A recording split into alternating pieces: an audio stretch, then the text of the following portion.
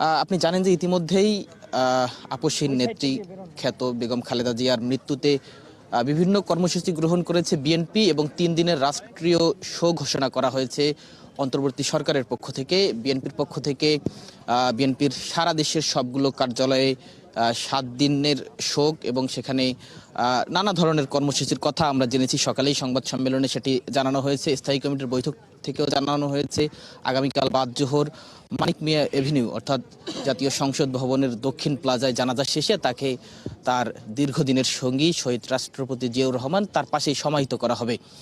নেতাকর্মীরা বলছেন যে বেগম খালেদা জিয়া তিনি দীর্ঘদিন ফেসিবাদের বিরুদ্ধে লড়াই করেছেন, আন্দোলন করেছেন, নানা নির্যাতনের শিকার হয়েছেন। আমরা দেখেছি যে বিগত সরকারের আমলেও তাকে দীর্ঘদিন জেল খাটতে হয়েছে। জেলে থাকার কারণে তার শরীরে নানা ধরনের রোগ বেঁধেছে, কঠিন রোগ বেঁধেছে এবং তাকে